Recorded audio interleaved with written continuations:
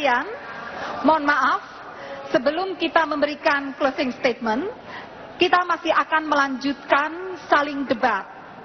Dan kesempatan debat yang pertama akan saya sampaikan kepada Bapak Yusuf Kalla untuk bertanya kepada Bapak Hatta Rajasa dalam waktu 2 menit sampai mulai sekarang. Silakan. Jadi silakan Bapak bertanya. Pak Hatta, kita sudah bicara banyak tentang SDM. Sekarang kita bicara kelembagaan.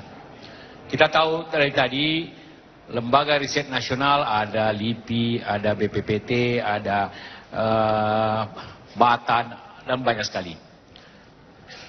Bagaimana cara menyatukan sehingga kita efisien dalam hal riset dan hasilnya bisa terukur, sehingga bukan hanya biayanya memang kecil, tapi hasilnya harus terukur berapapun biaya daripada hal tersebut.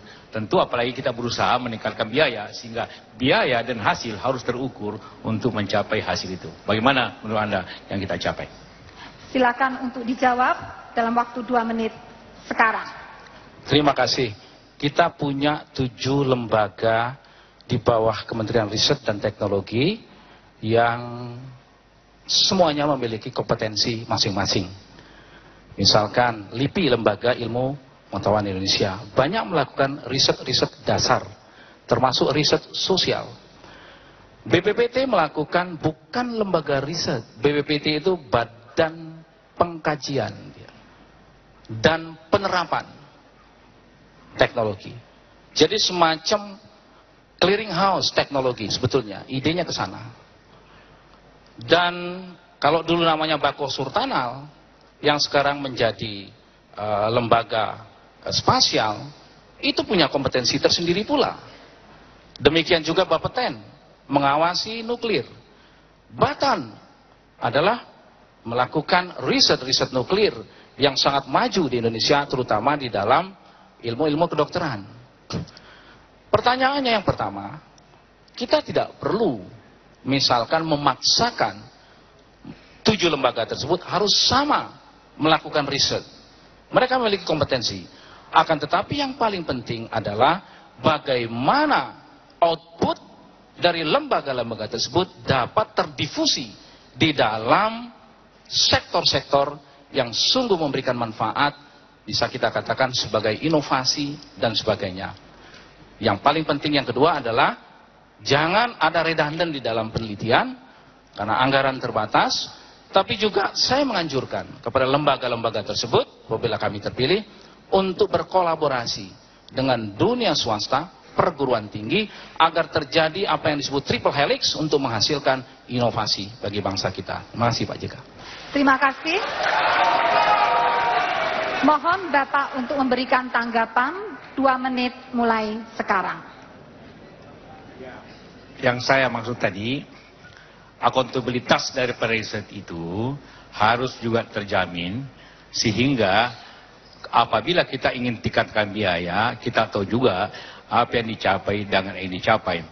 Bahwa mereka berbeda-beda segmen otomatis pasti, tapi harus tetap terkoordinasi. Karena Menteri Riset, mungkin bukan BPPT yang mengkoordinasinya, tapi Menteri Risetnya yang harus mengkoordinasi daripada hasil-hasilnya, sehingga hasil-hasil jelas untuk kebaikan semua. Karena tadi hampir semuanya kita merasa bahwa riset kita belum mampu untuk mengatasi dinamika kemajuan teknologi, sehingga kita kemasukan teknologi yang paling banyak dari luar. Itu yang saya maksud, bahwa bagaimanapun koordinasi dan ukuran-ukuran keberhasilan itu tetap harus kita punyai.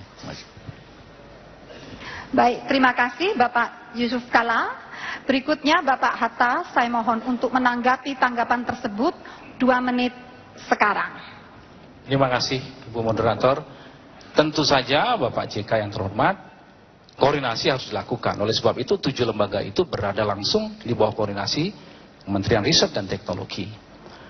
Nah, kita setuju bahwa harus ada penajaman pada riset-riset yang bisa cepat terdifusi di dalam sektor-sektor. Setuju. Oleh sebab itu, koordinasi yang menyangkut anggaran, koordinasi yang menyangkut riset-riset yang betul-betul diperlukan oleh bangsa ini. Saya menyebutkan 6 yang terpenting sekali: pangan, energi, transportasi, pertahanan, kedokteran dan kesehatan, dan menyangkut kebumian, termasuk juga di dalamnya adalah maritim kita. Nah, ini memang penajaman pada sisi itu harus kita lakukan agar semakin cepat aliran dari knowledge menuju ke inovasi untuk membangun perekonomian bangsa kita. Saya setuju. Untuk itu harus ada koordinasi yang baik hal seperti itu, terutama di dalam pendanaan dan penajaman-penajaman. Terima kasih. Terima kasih. Berikutnya kita menginjak ke pertanyaan keempat. Saya persilakan Bapak Hatta Rajasa untuk bertanya kepada Bapak Yusuf Kala dalam waktu 2 menit mulai sekarang. Terima kasih. Pertanyaan saya sederhana, Bapak. Apa kira-kira pandangan Pak JK terhadap sistem pendidikan kita sekarang ini dan dikaitkan dengan pandangan Pak JK pada waktu dulu, nah ini dulu, yang kurang sependapat pendidikan gratis. Sekarang ini pendidikan gratis dikembangkan sampai 12 tahun. Seperti misalkan kami menggratiskan pendidikan mulai usia dini sampai ke SMA. Nah, kira-kira apakah dalam konteks ini Pak JK melihat ada yang disebut dengan keadilan, inklusivisme di situ, dan pendidikan yang bersifat universal itu? Terima kasih, Pak. Terima kasih. Mohon untuk dijawab dalam waktu 2 menit mulai sekarang. Ya, pendidikan gratis adalah keniscayaan, sudah terjadi sesuai aturan. Otomatis kita harus laksanakan bahwa kita boleh berbeda pandang sebelumnya, dan begitu kita sepakat, maka kita sepakat. Itu yang saya ingin sampaikan.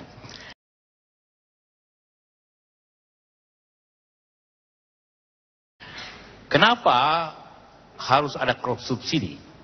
Karena apabila tidak ada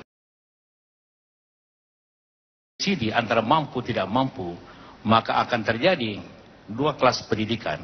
Pendidikan gratis penting, namun bagi yang mampu ternyata membayar puluhan kali lipat daripada seharusnya, karena dia eksklusif, inklusif di sekolah-sekolah yang kata quote unquote sekolah internasional. Maka mereka pun harus membayar sesuatu untuk cross subsidi kepada tidak mampu dalam bentuk pajak yang baik, dalam bentuk suatu kerjasama, supaya jangan terjadi 2 kelas pendidikan, pendidikan yang gratis dan pendidikan yang mahal yang terjadi. Harus ada kerjasama keduanya, walaupun tentu kita setuju dan kita harus menjalankan sekolah gratis itu yang kita kenal dengan Indonesia Pintar dan sebagainya, karena sangat penting untuk rakyat. Tapi realitanya adalah masyarakat yang mampu, mungkin juga cucunya Pak Hatta sekolah di mana? Sekolah di mana? Sekolah gratis atau sekolah mahal? Cucunya Pak Hatta? Ya, anak atau cucu? Oh, belum sekolah. Anak sekolah mahal tidak murah. Artinya seperti itu. Ini untuk diketahui bahwa ada hal yang harus kita perbaiki sistem ini, sehingga tetap ada cross subsidi sehingga tidak menimbulkan 2 macam sekolah yang berlebihan, sehingga dapat kita menjamin arah pendidikan nasional yang benar, seperti itu. Terima kasih. Kemudian berikutnya Bapak Hatta mohon menanggapi jawaban tersebut. 2 menit mulai sekarang. Terima kasih Bapak JK. Saya masih belum pas betul dengan jawaban tadi itu, karena menurut pandangan kami pendidikan berkeadilan dan inklusif serta berkesinambungan itu adalah hak mendasar dari warga negara. sebagaimana disebutkan di dalam pasal 31 ayat 1, tiap-tiap warga negara berhak atas pendidikan. Ayat 2-nya mengatakan setiap warga negara wajib memenuhi pendidikan dasar. Pemerintah wajib membiayai. Inilah yang disebut dengan inklusif berkeadilan, tidak membedakan. Sedangkan apabila ada kaya dan miskin, tidak tercermin di dalam sekolah gratis. Yang kaya akan membayar pajak lebih besar daripada yang miskin. Tentu ia memenuhi kewajiban-kewajiban konstitusinya dalam kapasitasnya sebagai orang kaya, tapi tidak pada pendidikan itu. Oleh sebab itu, kita bersyukur bahwa konstitusi kita sudah mengatur tentang pendidikan yang dibiayai oleh negara. Kalau perlu, kita terus naik sampai ke tingkat perguruan tinggi. Terima kasih Pak JK. Terima kasih. Berikutnya, saya mohon Bapak Yusuf Kala untuk memberikan tanggapan terhadap tanggapan tadi dalam waktu 2 menit mulai sekarang. Ya, saya ingin tegaskan bahwa kita Jokowi JK sangat setuju dan mendorong sekolah gratis sejak lama. Yang saya arahkan ada kerjasama antara sekolah yang mempunyai fasilitas lengkap karena itu membayar, sehingga sekolah-sekolah sekitarnya ada kerjasama dapat memakai fasilitas sekolah-sekolah itu untuk justru pemerataan lingkungannya. Jadi sekolah-sekolah yang bayar mahal, 1 murid 2 juta, 3 juta per hari, fasilitas lengkap, lapangan bolanya, dan sebagainya. Mungkin dibutuhkan kerjasama-kerjasama itu, sekolah sekitarnya, sehingga dapat orang yang membayar itu juga memberikan share kepada orang yang sekolah gratis, yang tidak mempunyai fasilitas yang cukup. Itu yang saya maksud bahwa harus ada cross subsidi antara sekolah yang mahal dan sekolah yang gratis, sehingga terjamin suatu korelasi, tidak menimbulkan gap-gap di antara masyarakat sekitarnya. Seperti itu. Terima kasih hadirin sekalian. Demikianlah seluruh acara debat, namun kita lanjutkan dengan dengan penyampaian closing statement.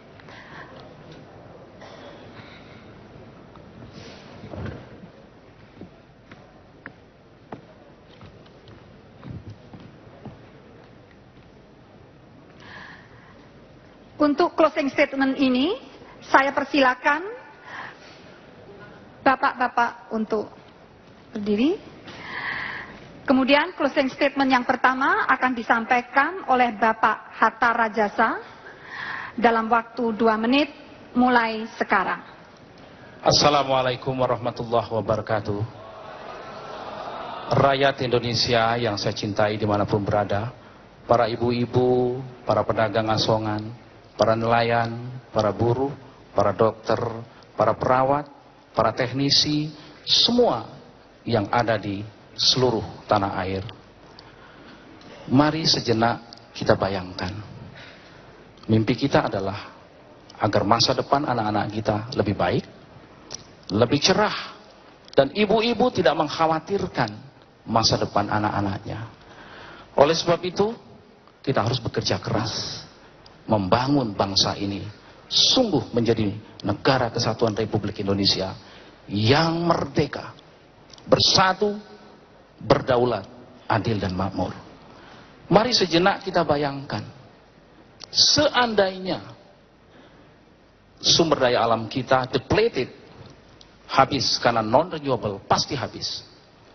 Pertanyaan kritis kita, apakah negara kita akan kolaps? Apakah kita akan divided? Apakah kita akan tersisih? Jawabannya tidak.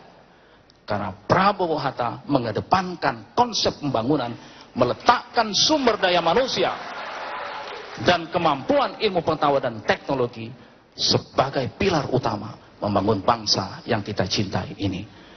Energi kita bisa habis, tapi kecerdasan anak-anak, ibu-ibu yang kita didik akan melahirkan generasi-generasi tangguh yang akan menjawab tantangan pada zamannya.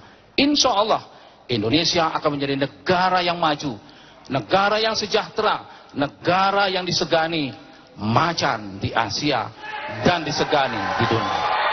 Ibu-ibu, terima kasih kepada istri saya, kepada keluarga saya, dan kepada sahabat saya. Terima kasih semuanya. Assalamualaikum warahmatullahi wabarakatuh. Terima kasih.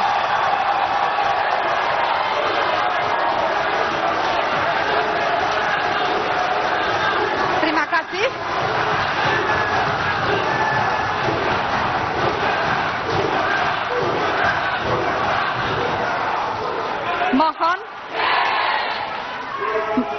Mohon kemudian kita lanjutkan dengan closing statement yang kedua dari Bapak Yusuf Kala. Saya persilakan dalam waktu 2 menit mulai sekarang. Terima kasih. Sumber daya manusia dan iptek menghasilkan produktivitas yang baik untuk bangsa ini. Itulah menjadi suatu tujuan upaya kita untuk memakmurkan bangsa ini. Kalau kita bicara pendidikan, tentu tanggung jawab kita semuanya. Tanggung jawab negara, tanggung jawab komunitas, tanggung jawab keluarga yang paling utama. Keluarga adalah sumber inspirasi, sumber pendidikan yang terbaik, sumber berbukti daripada anak didik kita. Karena itulah maka keluarga harus menjadi tulang punggung pendidikan itu sendiri. Kedua, ibu-ibu kita, perempuan yang sebenarnya paling banyak tanggung jawab terhadap pendidikan keluarga anak-anak kita semua harus mendapat penghargaan dan harus mendapat bimbingan. Begitu juga masyarakat yang disable, yang tidak mampu, itu juga harus diberikan perhatian yang besar. Karena mereka bagian daripada bangsa ini sendiri untuk mendapat pendidikan yang baik, yang wajar, yang gratis kepada semuanya. Dari semua itulah, dari keluarga, dari anak, maka pendidikan akan menjadi bahagian yang begitu penting untuk kemajuan bangsa ini. Mulai dari PAUD. PAUD adalah pembinaan karakter awal bangsa ini. Karena umur 3 sampai 5 tahunlah karakter bangsa itu bisa dibentuk. Ke SD-nya yang sampai 12 tahun harus kita bina secepatnya. Begitu juga perguruan tinggi yang harus kita jalankan sebaiknya. Dan anggaran yang besar harus diberikan seperti itu. Lepas dari itu semua adalah teknologi yang menjadi bahagian daripada kemajuan bangsa haruslah menjadi bahagian yang integral dalam sistem nasional kita untuk menjadikan hal semua. Teknologi adalah urusan pengusaha, urusan negara, dan urusan kita semuanya. Terakhir. Terima kasih. Waktu sudah habis. Terima kasih.